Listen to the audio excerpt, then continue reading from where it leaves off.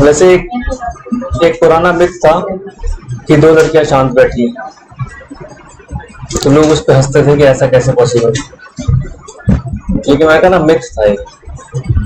लड़कियां जो हैं लड़कों से ज्यादा इंटेलिजेंट होती हैं by nature, by natural process. अब लड़कियों की ऐसी बातें कर रहे हो, गलत बात। अब तो दोनों प्रूफ कर रहे हैं, वही तो दोनों को बता रहा हूँ मैं। कोई नहीं सर, हम भी तो गलत प्रूफ कर रहे हैं। मैंने उन दोनों को प्रूफ किया।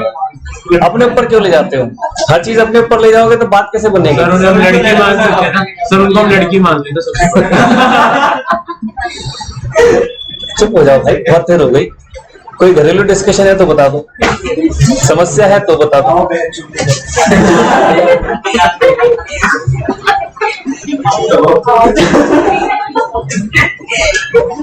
An agreement to stifle prosecution, मतलब मैं कोशिश कर रहा हूं कि किसी भी तरह से मेरी जो लीगल प्रोसीडिंग्स है या कानून की जो जजमेंट्स हैं वो इफेक्ट हो जाए। मैं प्रोसिक्यूशन को इफेक्ट करने जा रहा हूं, किसी भी तरीके का प्रेशर, अनड्यू कुछ भी, लेकिन उसकी वजह से जो है जो डिसीजन मिलना चाहिए वो डिसीजन ना मिल पाए। अभी आजकल जैसे एक लेटेस्ट केस चल रहा है नोएडा का, ग्रेटर नोएडा का, आपने देखा होगा। एक पर्सन का एक फीमेल के साथ कुछ कहासुनी हो गई और कहासुनी में उसके ऊपर सेक्शन 354 लग गया आईपीसी का, जिसमें तुरंत अरेस्ट है विदाउट बेल। अब उस सिचुएशन में क्या हो सकता है? वो तो अरेस्ट होगा, अभी वो गया हुआ है, अभी वो हाइड हो रखा है। पुराने जमाने में क्या होता था, इस वक्त तो पॉसिबल नहीं है। पुराने जमाने में आप पिक्चरें देखते होंगे कि लट वट लेके सारे पहुंच गए जज साहब के पास। बताएं, तो वो जो चीज है, एक एग्जाम्पल इस तरीके का सेट होता है इसमें। तो जरा पढ़ो, आप भी पढ़ो क्या लिखा है, दिख रहा है? Stippling prosecution. हाँ हाँ, आप ही पढ़ो। प्रोसिक्यूशन जहां पर आके समझ लो मैटर कोर्ट का है।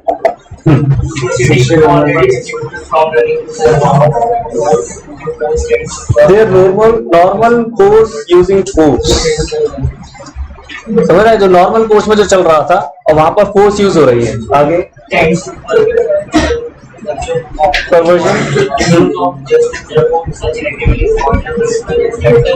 Such an agreement is so stippling का मीनिंग अगर क्लियर है तो वो अपने आप समझ में आ जाएगा कि स्टिपलिंग एक्चुअली क्या है। ये किसी भी तरीके का दबाव बनाना और आपकी जो प्रोसिक्यूशन चल रहा है उसको इफेक्ट करना। आप इस तरीके का कोई एग्रीमेंट कर रहे हैं, जैसे हमने बताया भी था कि हमने एक गवाह को कहा कि आप कोर्ट मत जाइए, लेकिन मैंने आपको साथ साथ दोनों चीजें बताई हैं कि हर जगह वही बात एप्लीकेबल नहीं होगी जो मैं बोल रहा हूं। वो सेक्शंस पर डिपेंड करता है, उस पर्टिकुलर प्रोसिक्यूशन पर डिपेंड करता है कि क्या चल रहा है मैटर। भाइयों का आपस का कुछ विवाद है, कोर्ट ने कहा भाई बाहर सुल डालो, दोनों में एग्रीमेंट हो गया, तू ये नहीं करेगा, तू ये नहीं करेगा, कोर्ट भी जजमेंट दे देगा, ठीक है हो गया, समझौता हो गया। अब आप कहोगे ये तो बाहर सेटल हो गया तो स्टिपलिंग हो गया। नहीं, अब जैसे मैं 354 कह रहा हूं, अब 354 में मैं क्यों बताना चाह रहा हूं, 354 में बेल नहीं मिली, अंदर जाना ही जाना है, 100% है, तो जितनी मर्जी जोर लगा ले, अगर हर चीज रियल में चलेगी, हर लॉ बिल्कुल वैसे ही चलेगा, चलना ही चाहिए, चलेगा भी, तो बेल बहुत मुश्किल है। अब अगर वहां पर कल सुनने में आया परसों कि कुछ असामाजिक तत्व है ना, एक शुद्ध भाषा और विशुद्ध गुंडे पहुंच गए उस फीमेल को थ्रेट करने, ऐसा बोल रहे हैं, थ्रेट करने, लाठी लाठी उनके पास थे और कुछ हथियार पता नहीं आए हैं कि नहीं है, और उन्होंने जो है अंदर जाके लोगों ने खैर बवाल मचा दिया क्योंकि एक सोसाइटी थी, वो कुछ कर नहीं पाई। बट उनकी इंटेंशन क्या थी? Stifle prosecution.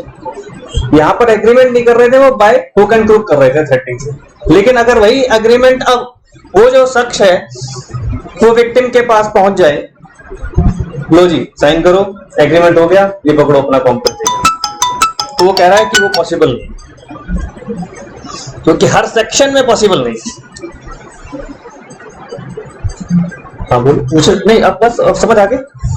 एक और एग्जांपल दे देता हूं। मेरे एग्जांपल्स कभी किसी को ऑकवर्ड लगे तो बता देना भाई। क्या हुआ, एक बाहर का मैटर है, एक रेप विक्टिम को उसी रेपिस्ट ने कहा कि I am going to marry her, पता होगा, बताया था मैंने, ठीक है। तो उसमें भी क्या हुआ, जज साहब ने कहा that is a different issue, punishment तो मिलनी है, आपने जो काम किया है उसकी पनिशमेंट सोसाइटी के अकॉर्डिंग जरूरी है, ये रेटिफिकेशन नहीं है आपकी गलती का, ये तो सोसाइटी में ट्रेंड ही फिक्स हो जाएगा। चलो अच्छी बात है, मैं दे चुका हूं एग्जाम्पल। आ जाए, आप कुछ कॉन्स्टिट्यूशन में कह रहे थे, मुझे बता दो, बुक है मेरे पास, पेज नंबर बता दो। ये काम तो अच्छा कर दिया है, हमारी आज की जो कोरोना की जो देन है कि हर चीज। Page number 1.35।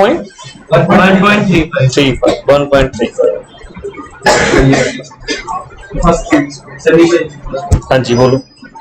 फर्स्ट पॉइंट है इसका, consideration must move at the desire of the promisor. बताओ इसमें क्या डाउट क्या आया? मुझे डाउट है कि डाउट नहीं होना चाहिए। डिजायर मतलब इच्छा, और मूव होना चाहिए जो प्रोमिसर कहेगा उसके अकॉर्डिंग मूव होना चाहिए।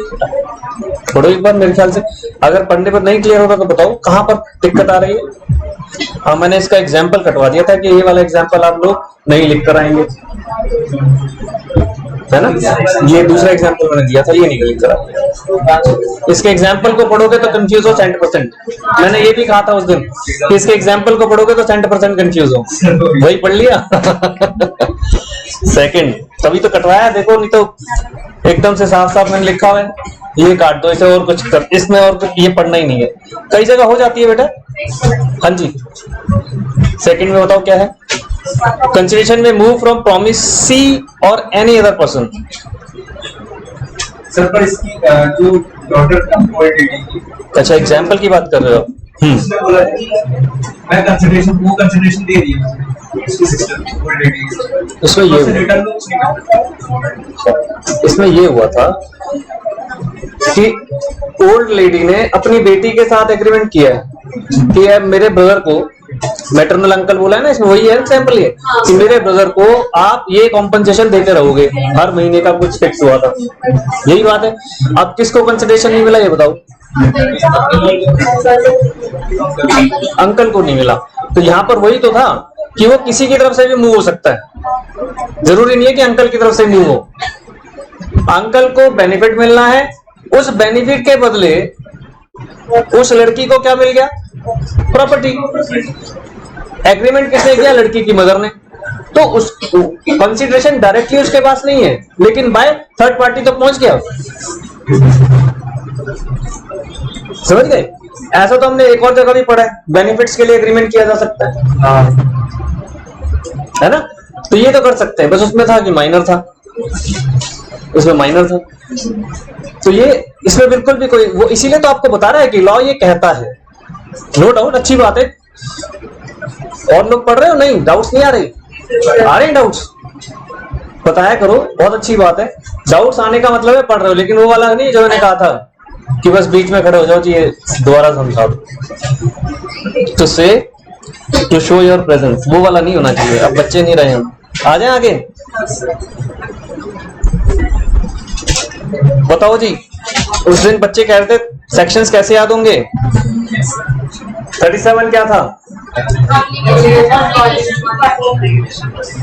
सही बोल रहे हो। 38 क्या था? अरे यही तो यार, पढ़ना तो पड़ेगा बेटा, नहीं पढ़ा। जब भी क्लास में आने से पहले एक हल्का सा रिवाइज कर लो। आपको कितने सेक्शन पढ़ने? अच्छा चलो बताओ, मैंने फर्स्ट क्लास में ये तो बताया था कि बेसिक जो कॉन्ट्रैक्ट है उसमें कितने चैप्टर है, कितने सेक्शंस है? नहीं, सिर्फ बेसिक वाले। सेल ऑफ गुड्स में ट्रांसफर करने से पहले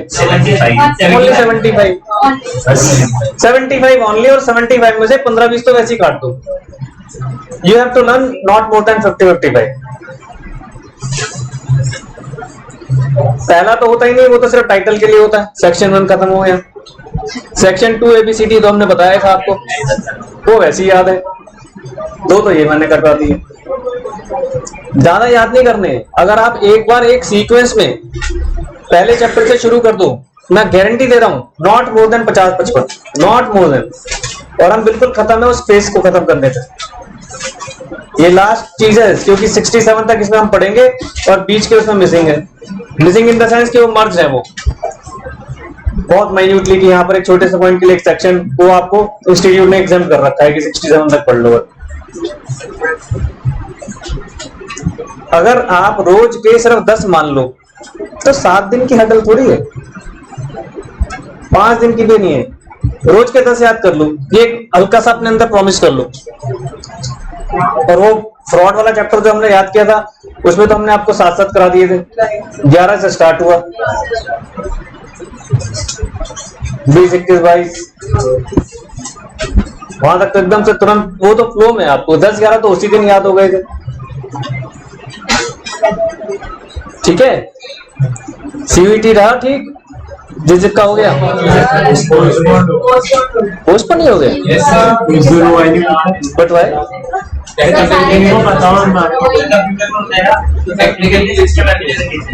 सिस्टम से अवेलेबल नहीं थी।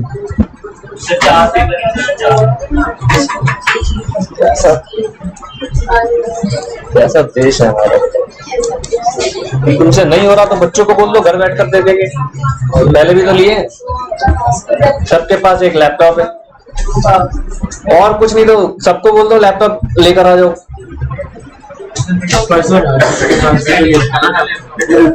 बेटा सबके पास आ जाता है, मैं बताऊं, लैपटॉप का भी ऑल्टरनेटिव है, मोबाइल में बैठ जाओ, सबके पास है। मैं बता रहा हूँ, जब पहला दिन नोटिस आया था मेरी बिटिया का क्लास का स्कूल से कि यू मस्ट हैव लैपटॉप, वो मस्ट लिख दिया उन्होंने। तो भाई साहब हमने तो बोल दिया, although I was having to, मैंने कहा sorry madam I don't have, मैं ऐसे बोल दिया ना, देखूं तो कई क्या रिप्लाई करती है। और मैंने लिखा ग्रुप में, तो एक साथ धड़ धड़ धड़ धड़ धड़ धड़ धड़ इतने सारे मैसेज आ गए एक ही क्लास से, तो सारे स्कूल से कितने चले गए होंगे। अब उनको था कि भाई उस पे करेंगे लैपटॉप पे, तो थोड़ा बच्चों को, मैंने कहा कि आपको इससे क्या मतलब, मुझे कितना दिखे, आप अपनी स्क्रीन लगाओ, अपना बड़ा वाला टीवी लगा लो, देखते रहो बच्चों को, उन्हें क्या मतलब। तो लेकिन हर टीचर के पास भी नहीं होता वो बड़ा वाला ऑप्शन। फिर बाद में तो लेटर तो उन्होंने स्कूल से लेनी शुरू कर दी थी। तो ये है, कुछ ड्रॉबैक्स हैं हमारे यहाँ, पता नहीं कब ठीक होंगे। कभी कभी लगता है कि हम इतना खर्चा बाकी इंफ्रास्ट्रक्चर पर कर रहे हैं, तो इस पर क्यों नहीं कर पा रहे। अभी PSLV ने वो 2 भेजे कल सैटेलाइट्स, 2-3 दिन पहले, वो दोनों ठुस हो गए। चलो अच्छी बात है, करना चाहिए खर्चा, लेकिन इधर भी तो करें। ये पार्ट कैसे इग्नोर्ड है, जबकि एजुकेशन पार्ट तो मोस्ट इंपॉर्टेंट है। हर कंट्री की बैकबोन है एजुकेशन। मैं कुछ एक स्टूडेंट्स पढ़ा रहा हूँ अफगान के, अफगानी है वो, मतलब दिल्ली में आए हुए बेचारे माइग्रेट होकर, अफगानी है वो लोग। तो वो बताते हैं कि आपने सुना भी होगा, वहाँ एजुकेशन सिस्टम को उन्होंने पहले बंद कर दिया तालिबानियों ने। लड़कियां तो स्कूल जा ही नहीं सकते, बैन, प्योरली बैन। अब किस तरह की थॉट है, जब इस तरह की थॉट होगी तो कैसे प्रोग्रेस कैसे होगी। सर बीच में भारत की तो हुआ था कि क्या कहते हैं क्लासेस उनको अलाउड हो गई है, बस एक तो ताकि कुछ कपड़ा वपड़ा लगा दे। वो क्या होता है, वो जब WHO या कुछ इस तरह की ऑर्गेनाइजेशन है ना, नाटो फाटो पता नहीं कौन कौन सी, जब वो ऑर्गेनाइजेशन आती है तो उनको दिखाने के लिए नहीं ऐसा कुछ नहीं हो रहा। जो किया था वो दिखाने के लिए सोचना था, बंद तो करना लाइटली दिखाया था ना। ठीक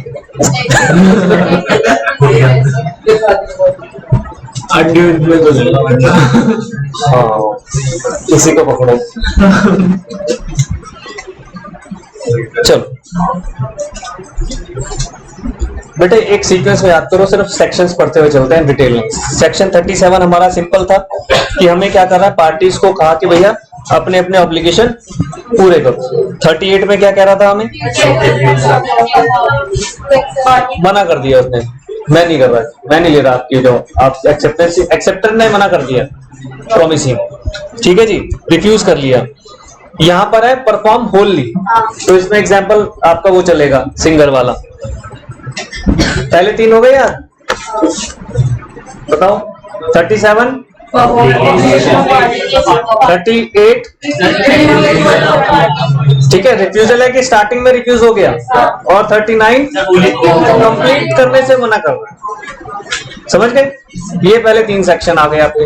उसके बाद कह रहा है बाय हुम अ कॉन्ट्रैक्ट में भी परफॉर्म, तो इसमें कौन कौन से 3 सेक्शन थे? 40, 41, 42। तो 40 में हमने क्या कहा था? 3 थे आगे।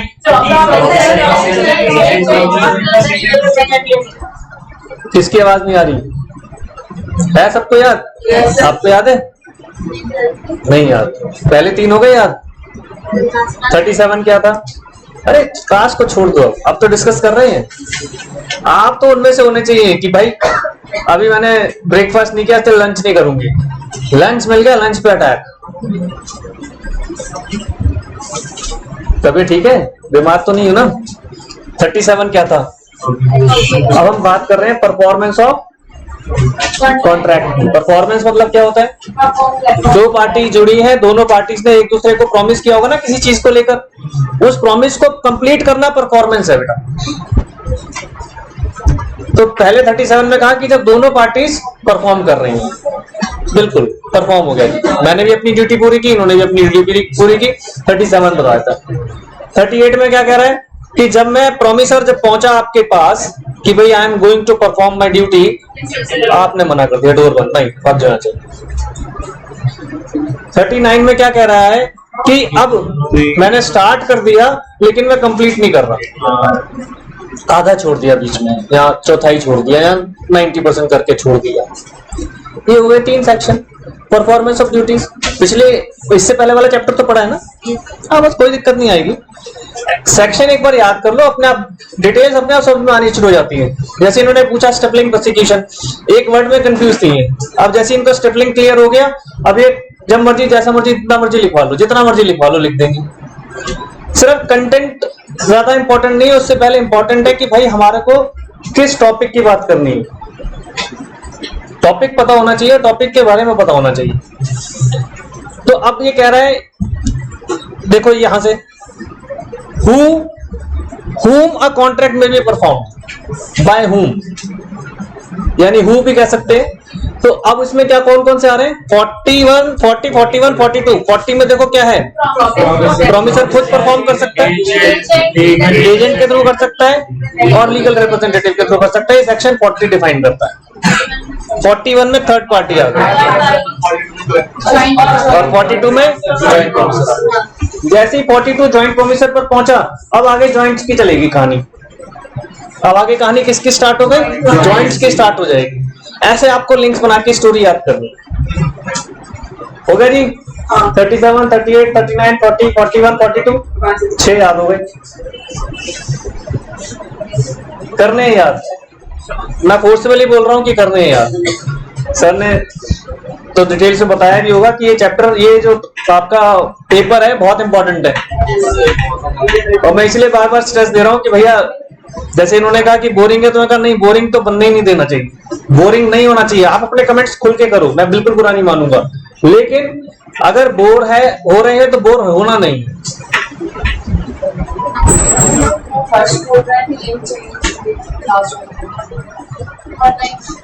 यार मेरे को ना ऑनलाइन कहाँ दिक्कत आ रही है।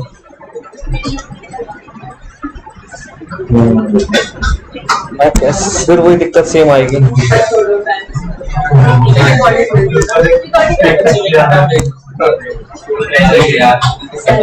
बोलो एक बार, आप बोलो, आप अकेले बैठे हो कि सर कह रहे हैं रिकॉर्डिंग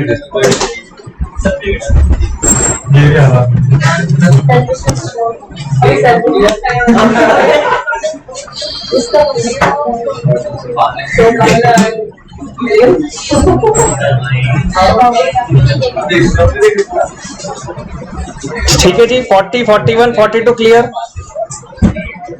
यहाँ पे एक छोटा सा उसने डाइवर्ट करा था आपको, distinction between succession and assignment. तो सक्सेशन में मैंने समझाया था कि सक्सेशन मतलब है वारिस, आपका ट्रांसफर होना, ये जो हमारे लीगल ईयर्स होते हैं उनको, लेकिन वो आफ्टर डेथ होते हैं, असाइनमेंट जीते जी होता है। और ठीक है जी। इसमें जो लायबिलिटीज भी आ गया, हाँ, इसमें आपके राइट्स भी ट्रांसफर होंगे और लायबिलिटीज भी ट्रांसफर होंगे सक्सेशन में, लेकिन उसमें सिर्फ राइट्स ट्रांसफर होंगे, बेनिफिट्स ट्रांसफर होंगे, लेकिन लायबिलिटीज नहीं। ठीक है, ये छोटा सा इसमें डिफरेंस था। यहाँ से फिर हमारा आगे बढ़ा वो लेकर, जैसे मैंने कहा जैसे 42 आया जॉइंट प्रोमिसर पर कंसंट्रेट कर लिया। अब देखो क्या कह रहे हैं, liability of joint promisor and promises. 42 को ही कंटिन्यू करके ले गया। देख लो, मैंने बताया ना जैसे ही जॉइंट प्रोमिसर आएगा, अब आपको ध्यान रखना है कि जॉइंट प्रोमिसर थोड़ा सा डिटेल में चलेगा। पहले क्या कहा उसने, devolution of joint liabilities. Devolution of joint liabilities में क्या था बताओ?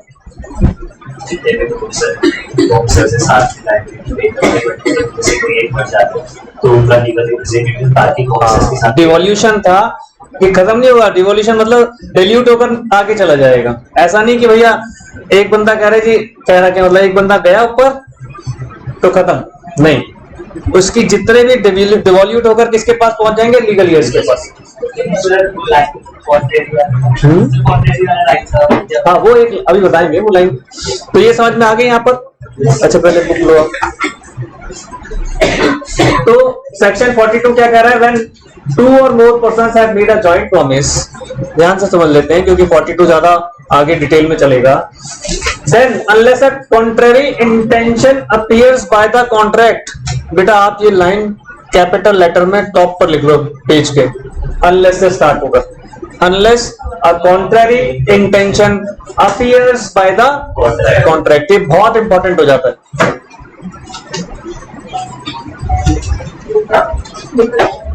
अच्छा, आप भी तो नहीं आए थे लास्ट क्लास में, आपको भी समझ आ गए? सेक्शन ऐसे याद करने हैं। अब मैं सेक्शंस पे पूरा स्ट्रेस दूंगा और हमें चाहिए कि हमारा जो कॉन्ट्रैक्ट के जो 75 में से मैं कह रहा हूँ 50-55 ये सबको याद होनी चाहिए कंटस्ट एकदम, कि आपको कह दिया जाए कि लिख दो 50 सेक्शन, तो आप सेक्शन लाइन से लिखना शुरू कर दें, है ना?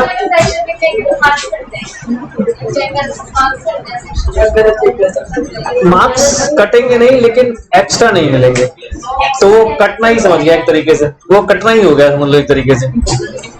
जैसे आप लोग स्कूल में देखते होंगे ना कि कभी कभी आंसर सबने सेम लिखा है, लेकिन एक को ज्यादा मिले एक को कम मिले, तो वो क्या था, प्रेजेंटेशन। ये प्रेजेंटेशन का पार्ट है।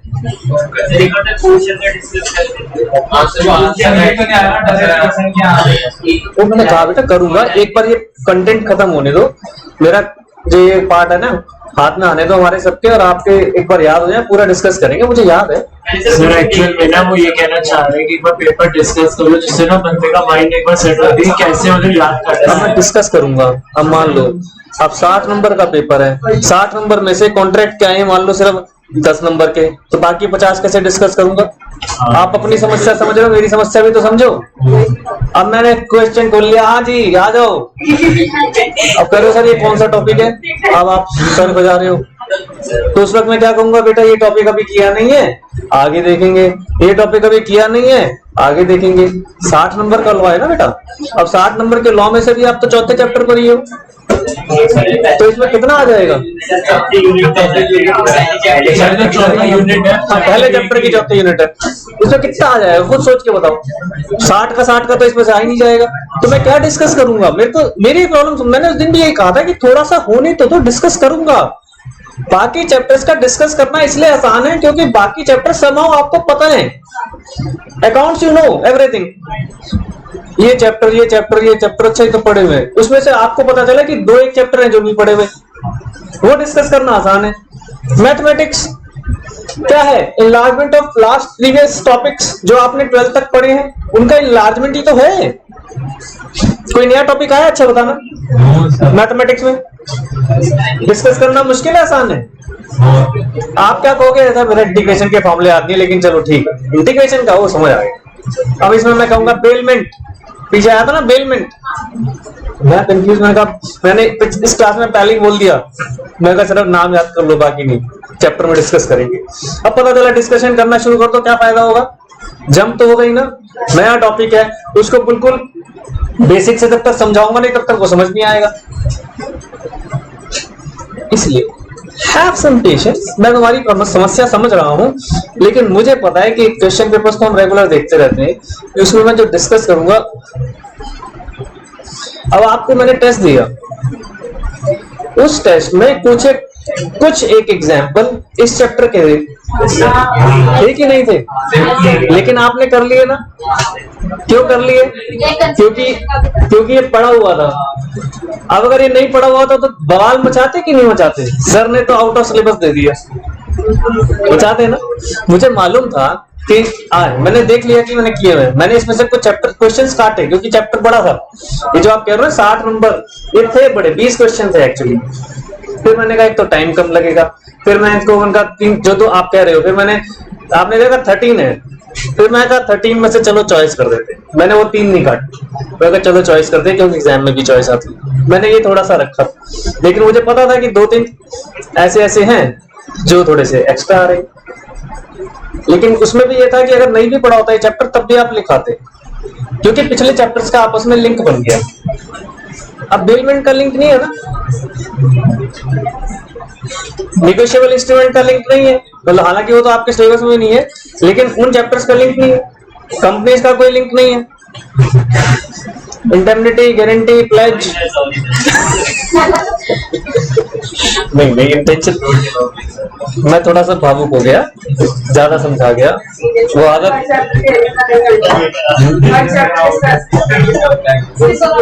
ये वाला एक खत्म हो जाए, मैं वो करूंगा। मैंने सोच कर बैठा हूँ कि एक कॉन्ट्रैक्ट मेरे हाथ में आ जाए बेटा, फिर मैं क्या करूंगा, पिछले 5-6 चैप्टर्स के कॉन्ट्रैक्ट के क्वेश्चंस आपसे डिस्कस करूंगा।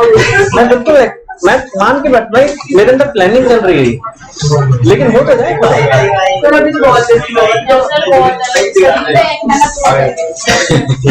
मैंने पहले आंसर दे दिया, कोई नहीं हो जाएगा, धीरे हो जाएगा। कंसिडरेशन हमने तुरंत निपटा लिया था। कई बार डिस्कशन पर भी होता है, आप लोग क्लास में ज्यादा लोग हैं, ज्यादा डिस्कशन होता है, और वहां पर जैसे है मैंने वहां पर 3rd चैप्टर स्टार्ट करा दिया है, सॉरी ये वाला चैप्टर, उसमें हम आज स्पॉट करेंगे डिस्कस। बच्चे भी कम है, जल्दी डिस्कशन हो जाता है।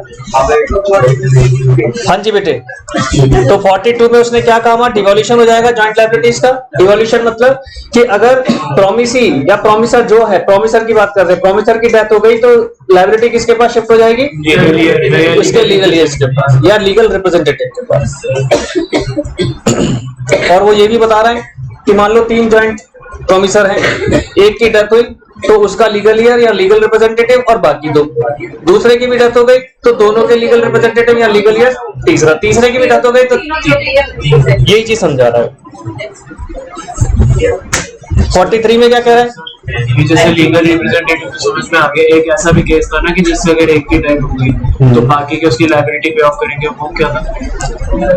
उसमें ये कहा था कि भाई आप उसको सेट असाइड नहीं कर सकते, बाकी 2 तो पे करेंगे क्योंकि वो ज्वाइंट प्रोमिसर है, लायबिलिटी दोनों के ऊपर हो गई, बट वो दोनों उसके लीगल रिप्रेजेंटेटिव से उसका शेयर क्लेम कर सकते हैं।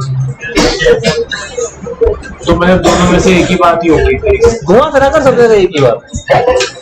ज्वाइंट प्रोमिसर पार्टनरशिप में तो आप कर नहीं सकते, जो हम बोल रहे थे सब्जेक्ट टू कॉन्ट्रेरी, जब तक वो मेंशन ना हो। मैंने कहा था ना सब्जेक्ट टू कॉन्ट्रेरी 3 केस वो कह रहा है, ए कह रहा है, सुन लो बेटा, ए कह रहा है कि मेरी डेथ के बाद मेरे लीगल रिप्रेजेंटेटिव नहीं देंगे भाई, जो लेना है मुझसे ही ले लो। फंस गए वहां पे, सब्जेक्ट टू कॉन्ट्रेरी वाला आ गया कंडीशन, स्टेटमेंट दे दी उसने। मैंने आपको बताया था प्रॉपर्टी खरीदते हो, प्रॉपर्टी ट्रांसफर होती है, कभी किसी से यहाँ अपने घर में पढ़कर देखना हो प्रॉपर्टी डॉक्यूमेंट, पूरा लिखा होता है, लीगल ईयर, सक्सेसर, ये सारे जिक्र होते हैं कि will have no right in future in this property. उसने खत्म कर दिया, रिस्ट्रिक्ट कर दिया पहले, समझ रहे हैं? और फिर जैसे लीगल ईयर्स जो होते हैं उनसे वो वसूलते हैं पैसे, तो क्या कहते हैं फिर वो मना नहीं कर सकते, लीगल ईयर्स जो है वो मना नहीं कर सकते। नहीं बिल्कुल, अच्छा उनको देना ही पड़ेगा। ओके, उसमें हमने ये कहा था ना कि subject to whatever assets they got from there हाँ जो लीगली इसको एसेट्स मिलेगी उससे ज्यादा नहीं हो सकती लायबिलिटी उसकी। ये भी तो पढ़ा है।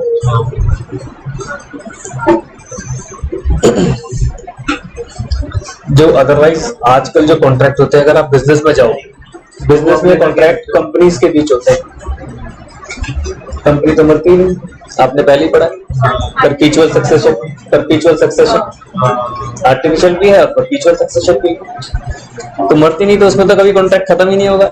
डायरेक्टर चेंज, दूसरा डायरेक्टर आ गया, भैया बाउंड हो आप, कंपनी ने साइन किया, स्टैंप लगी है, लीगल स्टैंप।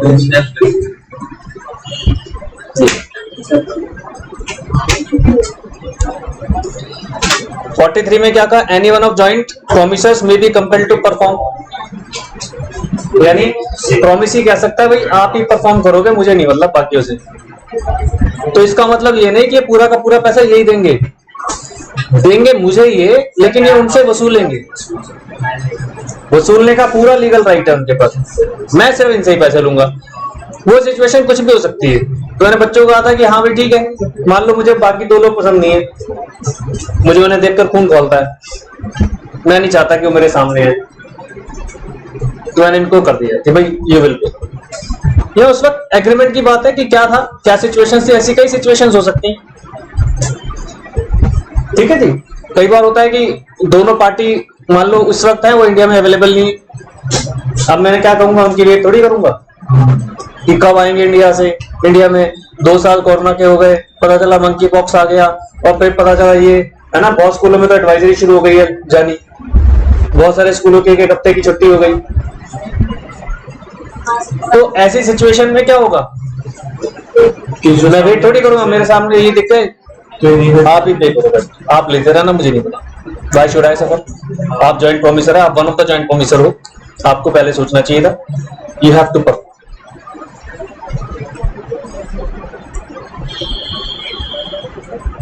फोर्टी 44 में क्या था? Effect of release of one joint promisor. जैसे हाँ,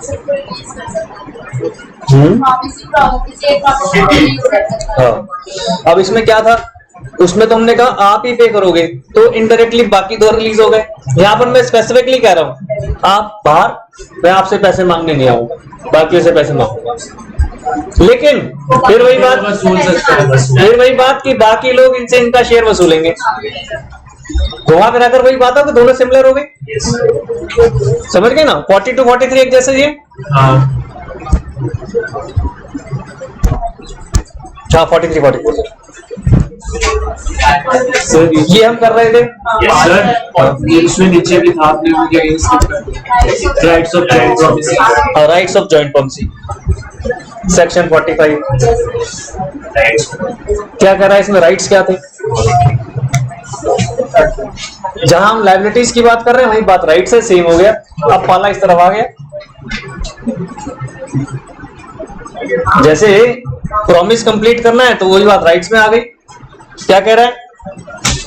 the law relating to devolution of joint rights is contained in section 45 with the reproduce below. क्या कह रहा है इसमें? जरा पढ़ो, पढ़ो बेटा, आप ही पढ़ो। The law relating to the relation of joint rights is contained in section 45.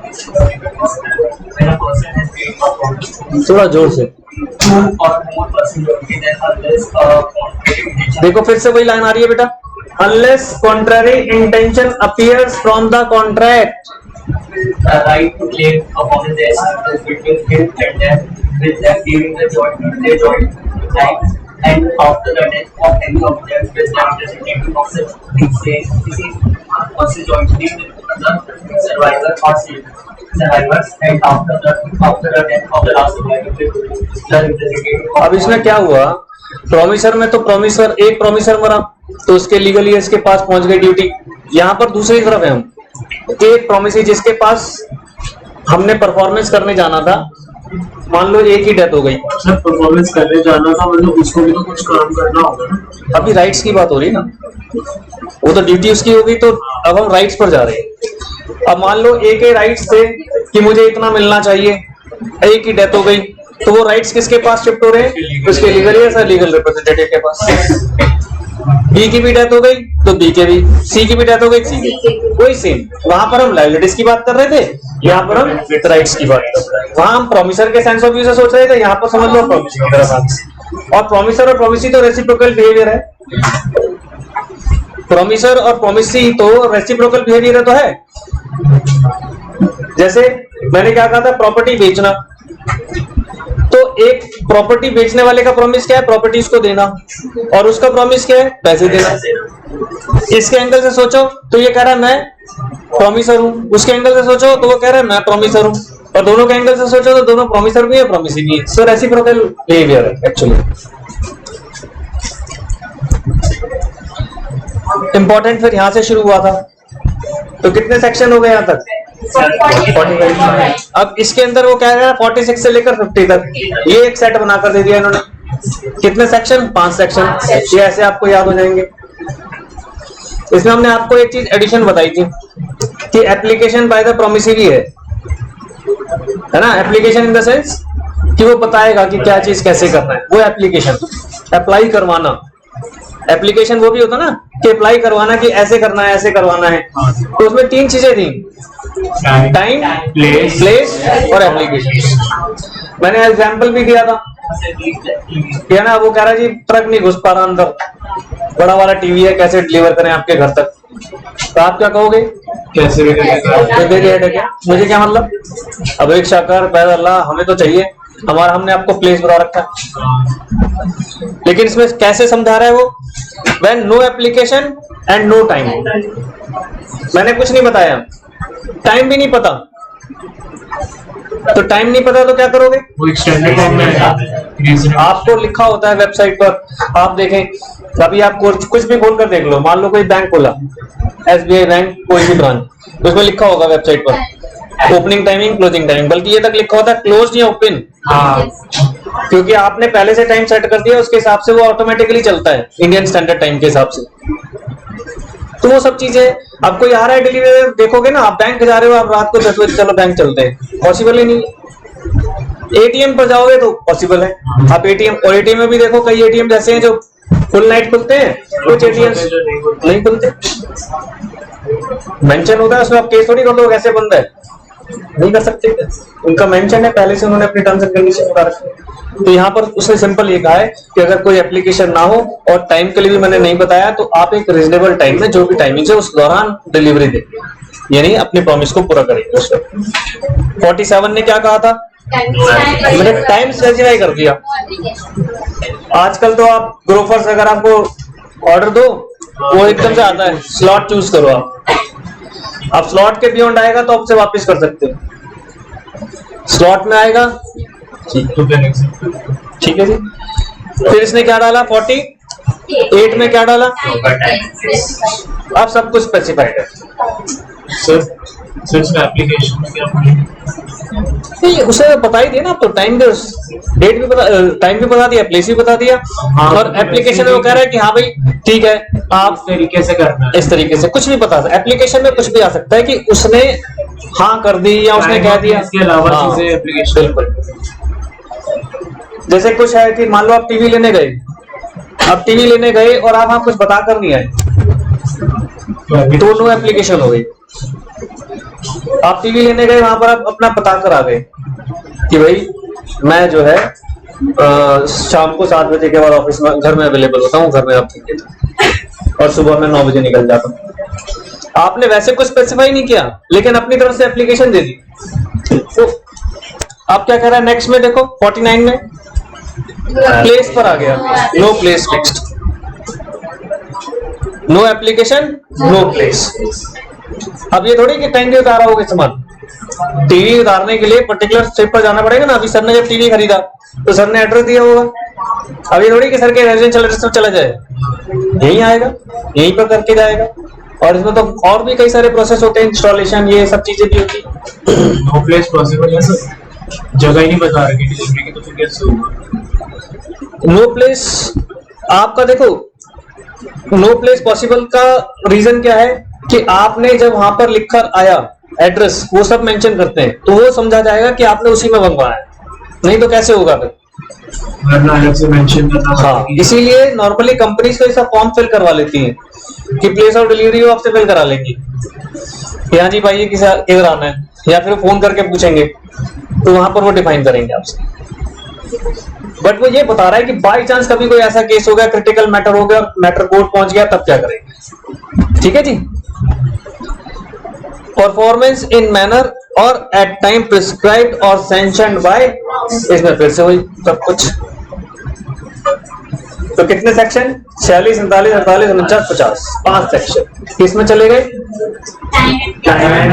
Performance के साथ टाइम और प्लेस के लिए चले गए। नेक्स्ट हेडिंग डालिए, यहां से मैं करना था start.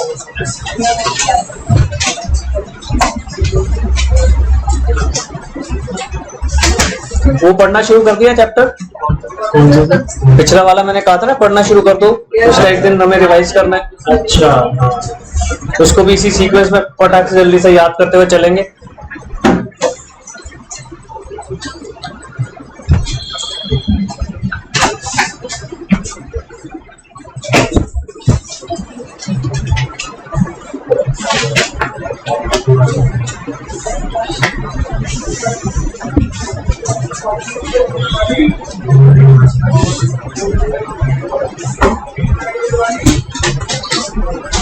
Performance of reciprocal promise.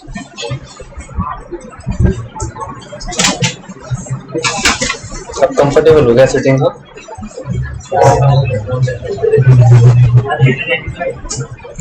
देखो इसमें कितने सेक्शन ले रहा है वो, 51 to 58।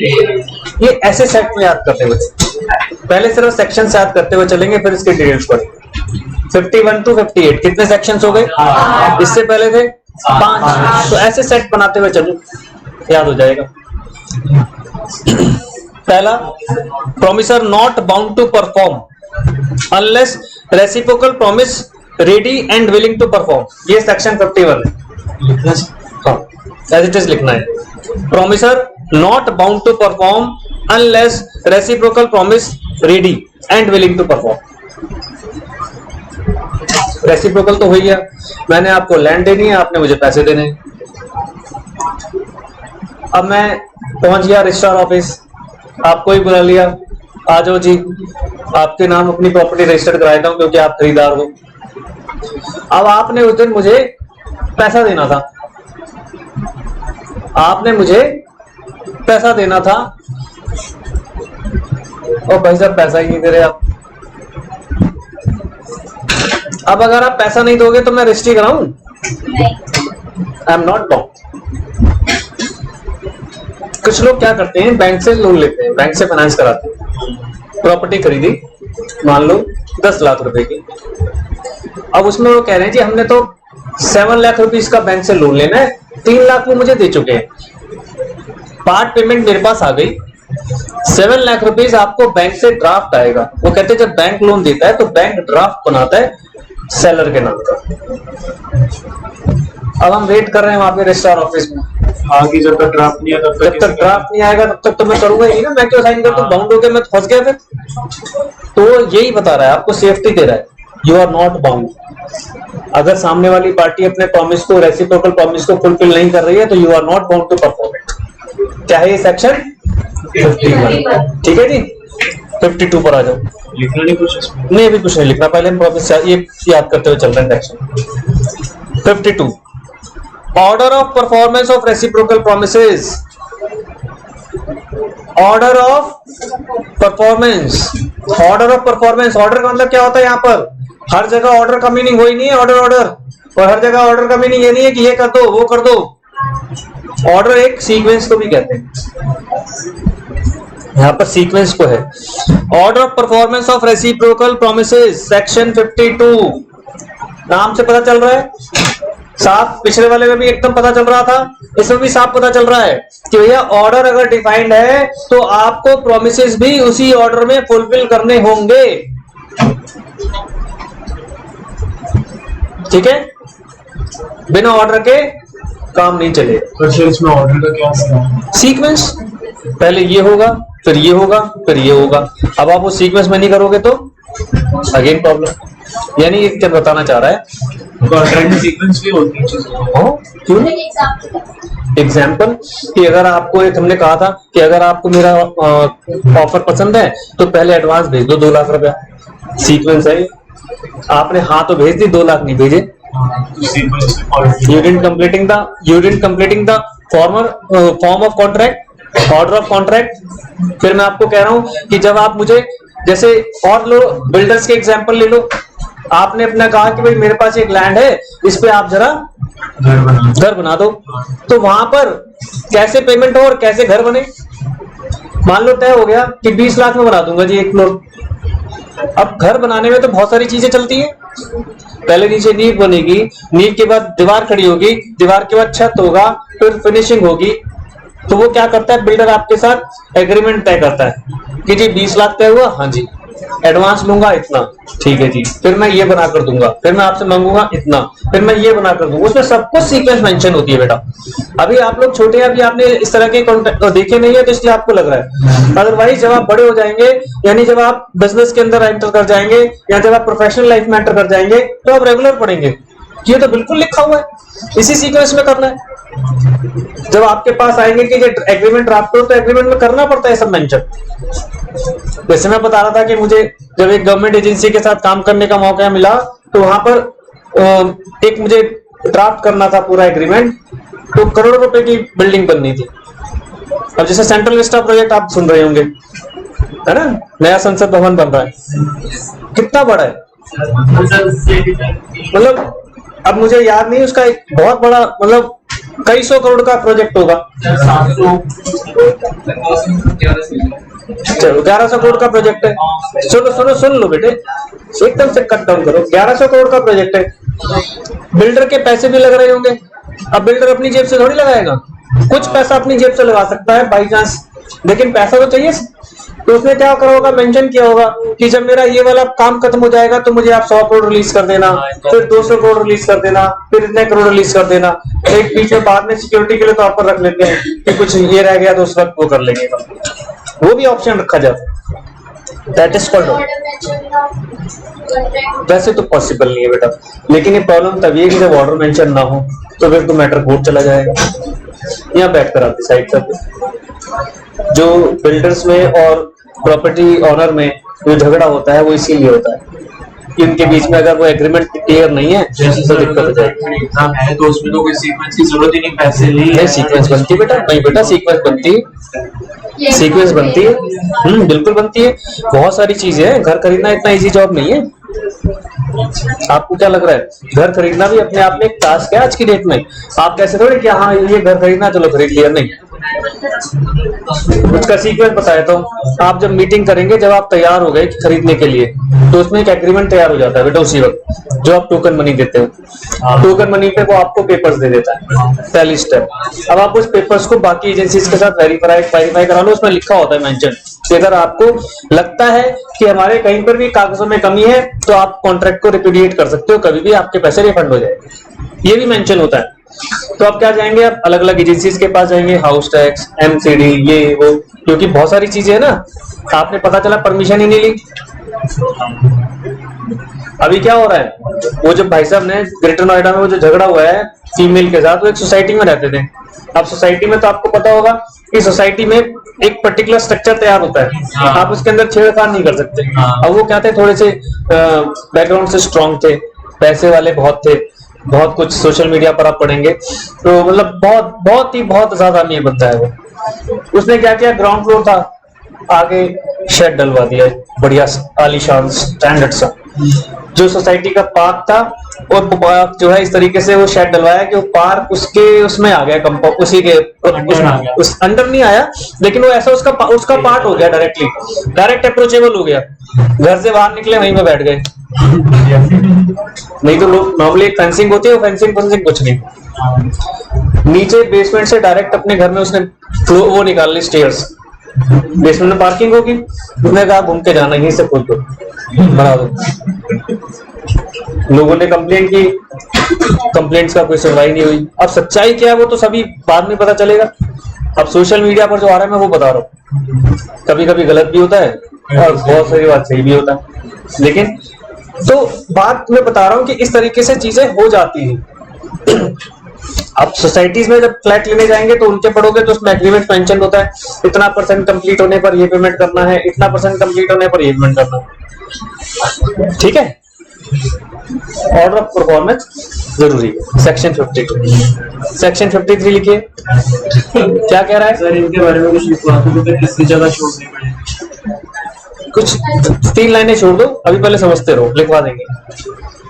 फिर क्या कह रहा है, liability of party preventing event on which the contract is to take effect. ये क्या कह रहा है यहां पर, liability of party preventing event. वो प्रिवेंट कर रहे हैं कि कुछ चीज होना है, वो ऐसे सिचुएशंस क्रिएट कर रहे हैं कि वो हो ही ना। तो यहां पर उनकी क्या लायबिलिटी बनेगी इसको डिस्कस करो, ठीक है जी। चलो इसका एग्जाम्पल पढ़ लेते हैं, समझ आ जाएगा क्या कह रहा है। जरा पढ़ो भाई, आप ही पढ़ोगे। A and B contracted the executive sum of for 1,000 rupees and event executive sum of 40. But A prevents him from releasing the contract before the option of B. Next to the signed it, he is entitled to recover from A compensation for any loss which he has incurred by month. तो क्या कह रहा है यहाँ पर बताओ।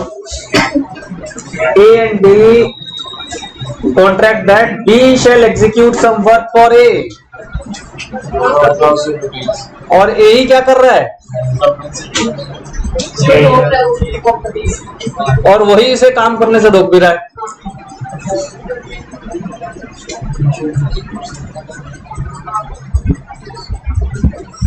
मैंने यहाँ पर इस प्रेमाइसिस में एक बिल्डर को बुलाया, उसे कहा कि ये दीवार निकाल दो, ये दीवार निकाल दो, ऐसे बना दो, वैसे बना दो। तय हो गया, मेरी प्रॉपर्टी है, और वो लेबर लेकर बाहर बैठा है, रुक जाओ भाई पढ़ाने दो। शाम हो गई, चला गया। अगले दिन पढ़ाया, नहीं भाई पढ़ाना बहुत जरूरी है, तुम जाओ। अब एक तो काम भी दे रहा हूं और उसको काम करने से रोक भी रहा हूं। अब वो क्या करेगा, फिर वो छोड़ दे करेंगे। तो उसके ऊपर हो गया वॉइडेबल। सर उसके ऊपर क्या अवॉइडेबल होगा, फिर तो वाइड ही हो गया, एक तरीके से कर ही नहीं पा रहा था। नहीं हो सकता वेट कर ले, नीडी होता है तो वेट करेगा ना, नीडी होगा तो वेट करेगा। मान लो मैंने एक सर्वेंट रखा हुआ है यहाँ की सफाई के लिए, और सुबह 7 बजे से लेकर शाम के 7 बजे तक ट्यूशन पढ़ा रहा हूँ। वो सुबह 7 बजे आता है, 8 बजे आ रहा है, 12 बजे आ रहा है, उसे मिल ही नहीं रहा। यहाँ तो वो क्या करे, मना कर दे कि मैं नहीं करूंगा जी काम, या फिर वो वेट करेगा कि कब कमरा खाली होता है। छोटी सी बात है लेकिन एग्जाम्पल की बात है, समझ आगे आगे जी समझ। अब आपकी बारी पढ़ने की। तो कौन कौन से सेक्शन हो गए, 51, 52, 53। 51 ने क्या कहा है ना, वो मतलब यहाँ पर क्या फिर क्या एग्जाम्पल दोगे नॉट बाउंड टू परफॉर्म में, कि अगर दूसरी पार्टी है उनके कहते विलिंगनेस में नहीं है हाँ करने के लिए। ठीक है। तो ये नहीं कि एक ही तरफ से ही चलता रहेगा सारा काम, वही नहीं करने दे रहा तो ठीक है। बी में ऑर्डर के अकॉर्डिंग चलेंगे। अब यहाँ पर क्या कर रहा है, लायबिलिटी उसकी जो काम भी ले रहा है और काम रोक भी रहा है, ठीक है ना। तो सेंटेंस क्या है, liability of party preventing event on which the contract is to take effect. उसी इवेंट को वो प्रिवेंट करने की कोशिश कर रहे हैं। लाइबिलिटी कौन सी पार्टी की? वही लायबिलिटी तो मेरी बनती है ना कि मैं काम करने दूं उसे। अच्छा, अब मैं नहीं करने दे रहा तो उसके सामने चला गया। अब वो बेचारा क्या कर सकता है, अब आप सब बैठे हो, इमेजिन खुद करके देखो, सफाई वाला कैसे सफाई कर लेगा, कर ही नहीं सकता। और कॉन्ट्रैक्टर जो उसने दीवार तोड़नी है वो कैसे तोड़ लेगा, हाँ जो कमरा खाली होना चाहिए, उसे बहुत सारी चीजें करनी पड़ेंगी, इक्विपमेंट यूज करने पड़ेंगे। हाँ जी नेक्स्ट लिखो 54 क्या कह रहा है, effect of default as that promise which should be first performed in contract consisting of reciprocal promises।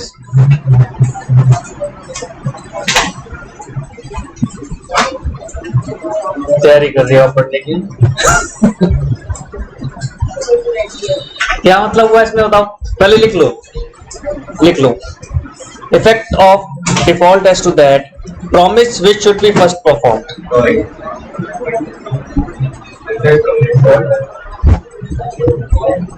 as to that promise which should be first performed.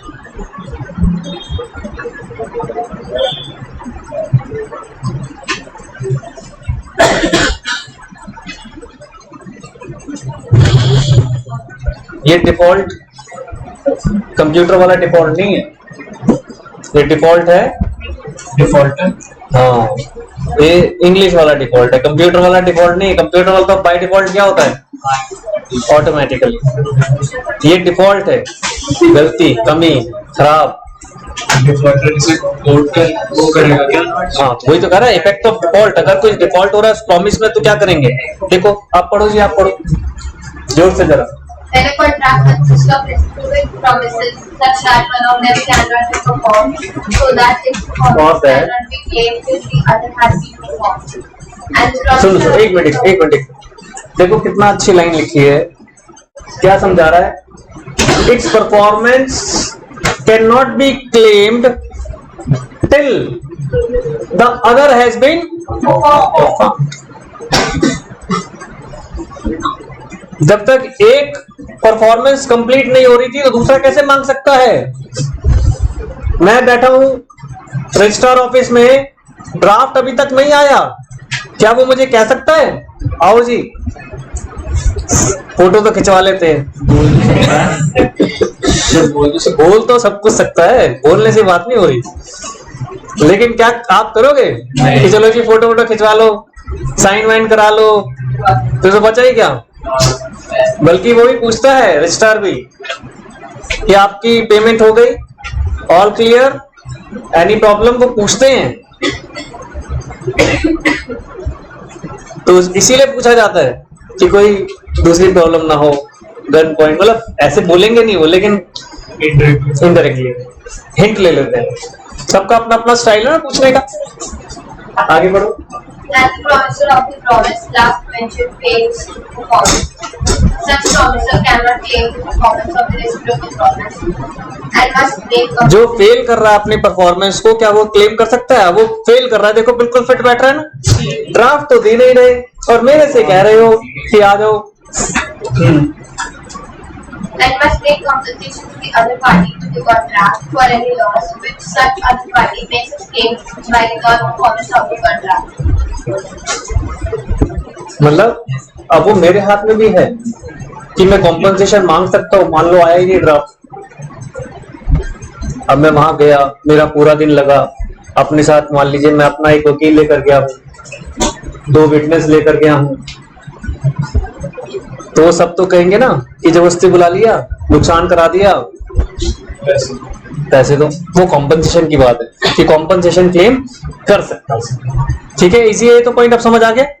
तो डिफॉल्ट मैंने कहा वो वाला डिफॉल्ट नहीं है, कंप्यूटर वाला। तो डिफॉल्टर से क्लेम कर सकते हैं कॉम्पनसेशन। और किससे क्लेम करेंगे? उससे तो कर सकते हैं, नहीं देगा तो फिर तो दिक्कत हो जाएगी ना। ऐसे तो डिफॉल्ट ही करते रहेंगे सारे लोग सोसाइटी में। एक बार बेटा ये एग्जाम्पल पढ़ लो, 25th। हाँ जी सुनना बेटे, इसी का एग्जाम्पल है। A higher B ship taking at Sunway from Kolkata to Mauritius. A cargo will be provided by A. B receiving a certain freight for its conveyance. A does not provide any cargo for the ship. A cannot claim the performance of B's promise and must make compensation to B for the loss which B sustained by the non-performance of the contract. ठीक है ना, वो अपनी performance कर नहीं रहा तो दूसरे से परफॉर्मेंस के लेके आ नहीं सकता, बल्कि दूसरे का जो नुकसान हो रहा है वो उसके क्लेम करे। ठीक है जी, आ जाओ सेक्शन 55। सर इनके बारे में कुछ लिखवा भी अभी लिखा 3 लाइन, छोटे से ज्यादा नहीं लिखाऊंगा, डोंट वरी। एक बार सेक्शन याद हो जाए। अब मैं थोड़ा सा स्ट्रेटजी दूसरी तरफ फोकस कर रहा हूँ कि आपको याद भी हो जाए। वंस आपके दिमाग में सेट है फिर तो आप कहोगे सर हम ही लिख देंगे, आप चिंता ना करो। पहली अटेंशन यही है कि लर्न हो जाए आपको, क्योंकि वो मार्कशीट देख के मैं भी डर गया एक्चुअली।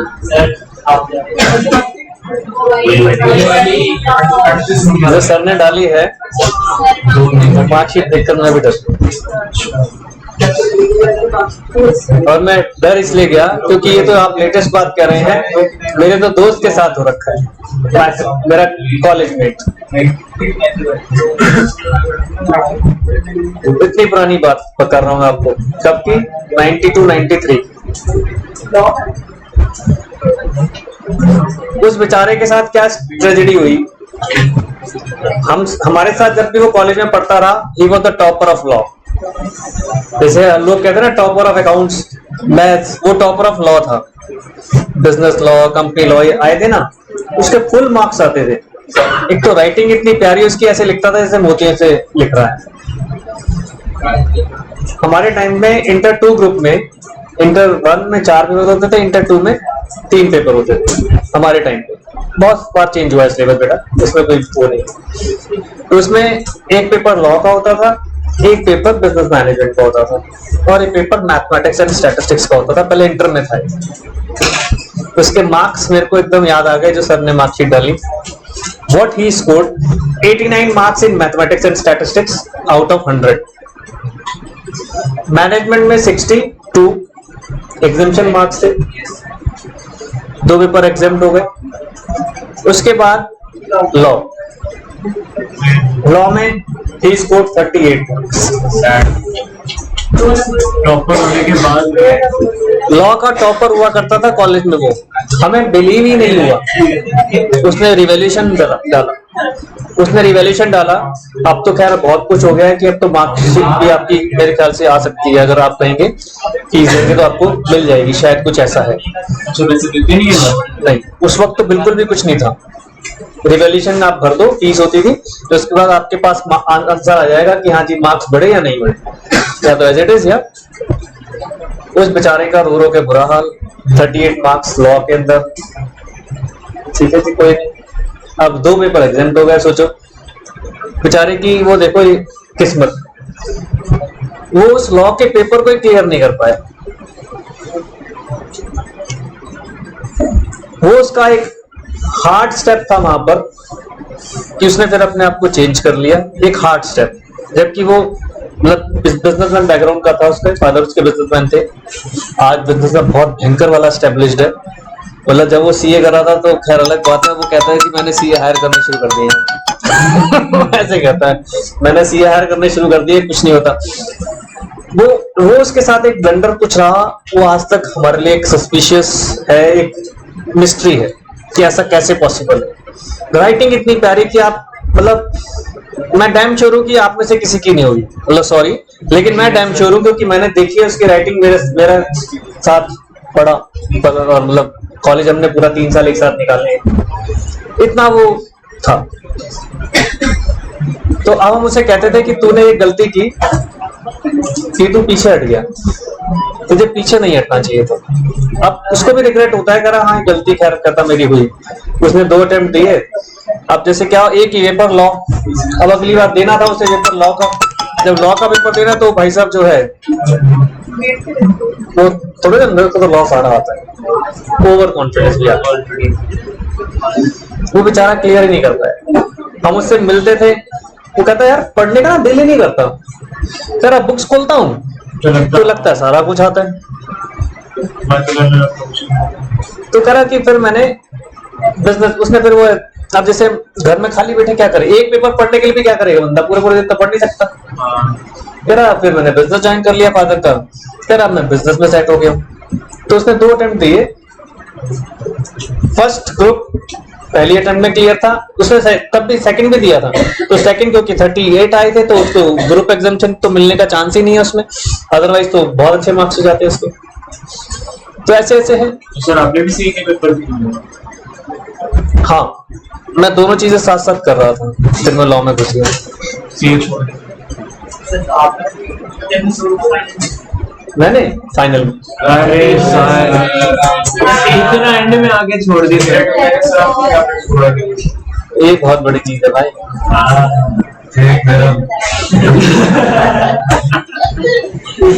अब एक बड़ी इंस्पायरिंग स्टोरी सुनाता हूँ। मेरा एक स्टूडेंट था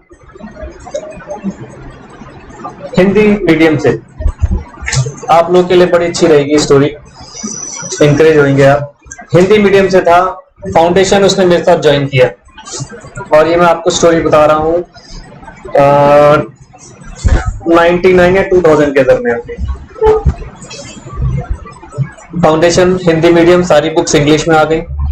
तब हिंदी मीडियम की बुक्स ही नहीं छपती थी, अब बुक्स तो इंग्लिश में आ गई। हमारे साथ पढ़ता था वो, साफ कहता था सर मुझे ना इंग्लिश नहीं आता। तो मैंने कहा बेटा इसका तो कोई ऑप्शन भी नहीं, हिंदी में आप पेपर दे नहीं सकते। कोई उसने दिया ग्रुप, फेल हो गया वो, फर्स्ट अटेम्प्ट दिया फेल हो गया फाउंडेशन, तो नहीं आया हमारे पास। ठीक है कुछ नहीं होता। मुझे मिला करीबन 6 साल बाद इस्कॉन टेम्पल में, प्रसाद चढ़ाने आया हुआ था। मैंने से पूछा सुनो बड़ी अच्छी स्टोरी है। मैंने कहा जी क्या हुआ, तूने सीए छोड़ दी क्या, तू आया ही नहीं मिलने। बहुत अच्छा स्टूडेंट था हमारा। तो कह रहा साहब बस ऐसी तो मतलब प्रसाद लगाने क्यों आया, कह रहा साहब किस्मत थी क्या। मुझे बहुत अडोर करता था, कहता कृष्णा ने आपसे ही मिला दिया और आज मेरे लिए बड़ा अच्छा दिन था ना। क्यों, कह रहा मेरा आज इंटर का रिजल्ट आया है, तब मेरी 23rd रैंक आई। सब मैं तो हिल गया, मतलब अभी मेरे रोंगटे खड़े हो गए। मतलब जो मैं आपको बता रहा हूँ मेरे रोंगटे खड़े हो गए, क्योंकि मेरे लिए तो एक ज्वलंत एग्जाम्पल है। मैंने कहा अच्छा भाई 23rd रैंक, मतलब मैं तो इमेजिन ही नहीं कर पाया। हम तो सोचे थे इसने सीए छोड़ दिया होगा। हाँ, he took 6 years। कह रहा सर मैंने जो है जब फाउंडेशन में फेल हुआ, मैंने सबसे पहले BSL ज्वाइन किया, ब्रिटिश स्कूल ऑफ लैंग्वेज। मैंने 2 साल का था इंग्लिश का कोर्स किया, 2 साल लगा रहा हूँ। कह रहा मैंने सबसे पहला अटैक उसी पर किया जो मेरा वीक पार्ट था। कह रहा मेरा वीक पार्ट ही मेरा इंग्लिश था, और कह रहा मैं ये समझ चुका था कि बिना इंग्लिश के मैं कुछ कर नहीं पाऊंगा। उसने इंग्लिश लैंग्वेज पर फुल अटैक करा, मेरी फाउंडेशन में भी रैंक आई। 2 साल बाद उसने फिर फाउंडेशन दिया, करा मेरी फाउंडेशन में भी रैंक आई, और इंटर में कहता मेरी 23rd रैंक है। वही बात, तो मेहनत बहुत इंपॉर्टेंट होती है बेटा। फाइनल दिया, जिस वक्त वो सीए कंप्लीट हुआ था अपनी सीए, हाँ अपनी सीए फर्म में हाईएस्ट पे था वो। जिस वक्त उसकी सीए कंप्लीट हुई थी, जिस वक्त उसके हाथ में डिग्री आई थी, ही वाज द हाईएस्ट पे। और आप बिलीव नहीं करेंगे, क्योंकि फिर तो मेरे साथ वो कॉन्स्टेंटली टच में रहा। जैसे ही सीए बना, जैसे मान लीजिए मैं इमेजिनरी फिगर बोलूंगा, एग्जैक्ट नहीं बताऊंगा, जैसे मान लीजिए उसकी सैलरी उस वक्त 1 लाख रुपए थी, अगर जिस वक्त सीए कंप्लीट हुआ है महीना। कह रहा मेरे बॉस ने 2.5 लाख रुपए कर दिए थे साल। Is the expert in tax, expert मतलब टैक्स के मैटर्स में इतना एक्सपर्ट है इस वक्त की पूछिए मत।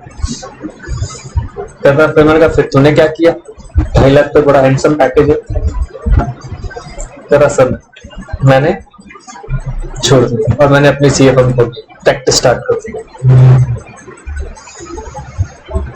जब वो फाइनल में था उसकी एंगेजमेंट हो गई थी, क्योंकि पेरेंटल प्रेशर था। 6 साल तो पहले लगा चुका था और 1-2 साल और लग गए होंगे।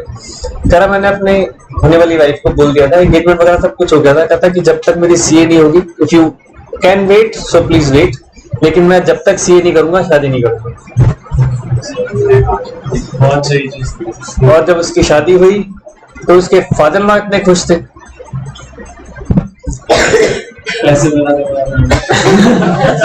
सीए का अपना एक अलग रेप्यूट है भाई, सीए की अपनी एक अलग रेप्यूट है। हाँ ये तो ऐसा वो नहीं है कि भाई उसके फादर इन लॉ ने, वैसे बता रहा हूँ कि इसको वैसे मत लेना, उन्होंने क्योंकि खुश थे 1 कार देनी थी, उन्होंने 2 कार गिफ्ट। मतलब इतना खुश थे वो, इतना ओवरवेल्म थे वो कि हम भी देखकर दंग रह गए कि भाई बताओ। मैंने कहा वाह भाई भाई तो बढ़िया तेरे लिए इनका। तो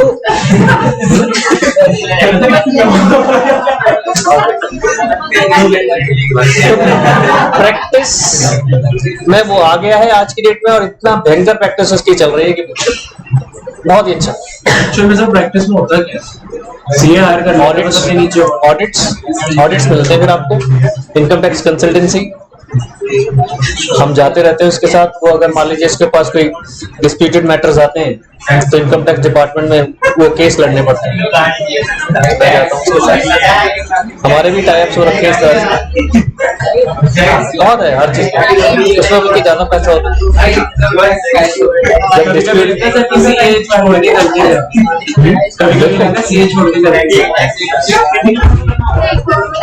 टू बी वेरी फ्रैंक, सबका अपना अपना एक इंटरेस्ट होता है। अच्छा, मेरा इंटरेस्ट ही नहीं था, फ्रैंकली मेरा इंटरेस्ट ही नहीं था। मैं शुरू से एक सोशल वर्कर रहा और मुझे सोशल वर्क में इंटरेस्ट था, जो मैं सीए के साथ नहीं कर पा रहा था। लेकिन जैसे ही मैं लॉ में घुसा तो मेरा वो ऑब्जेक्ट कंप्लीट होना शुरू हो। सर लीगल एडवाइजर की तो सही कमाई होती है। लीगल हेड हाँ, मेरे दोस्त का बाप लीगल हेड है ना, पीएचडी में। जेल में। हाँ, क्या नाम है? दीपक फादर का फादर। हाँ, दीपक ही नाम है। सरनेम क्या है? सरनेम क्या है? बारिक, दीपक बारिक। पारिक।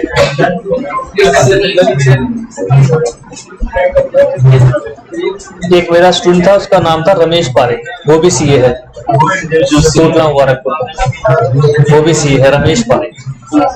नाम इसीलिए पूछ रहा हूँ कई बार ना बस दिमाग आ जाते हैं, क्योंकि मैं जिस एज स्टैंडर्ड में हूँ ना इस वक्त, तो काफी लोग टकराते हैं। जैसे आप भेल का काम कह रहे हैं ना, मैं भेल में काम किया हुआ मैंने, मतलब एक एसोसिएशन था जब मैं एमएचआरडी में था, तो कुछ एसोसिएशन बना था, इसलिए नाम पूछते रहते हैं।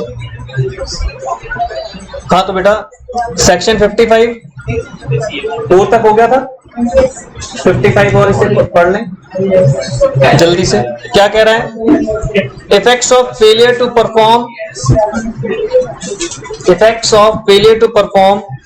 Eight time fixed in a contract in which time is essential.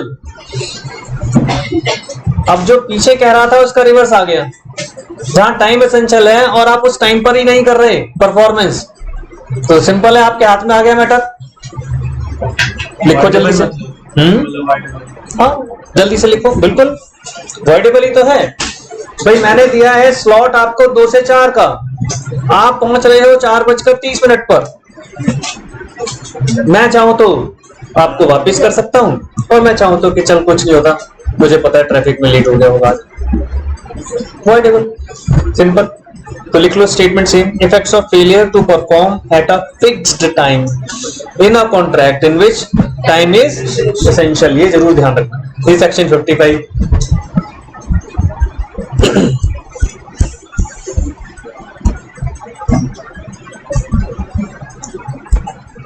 ये बहुत ही बड़ा है, इस टॉपिक को लिख लेते हैं, इसको कंप्लीट करेंगे नेक्स्ट क्लास में। Agreement to do impossible act. लेकिन मेरी एक रिक्वेस्ट है, कल सबको सेक्शन अगली क्लास में याद होने चाहिए। मैंने आपको एक फ्लो समझा दिया है, इस फ्लो में सबको सेक्शन याद होने चाहिए। Agreement to do impossible act. हाँ जी, एक बच्चे ने कुछ क्वेरी किया था मेरे से, मेरे पास मैसेज आया था। आपके बैच में से किसी का है क्या? सौरभ है, क्या नाम है? हाँ सौरभ उस बैच।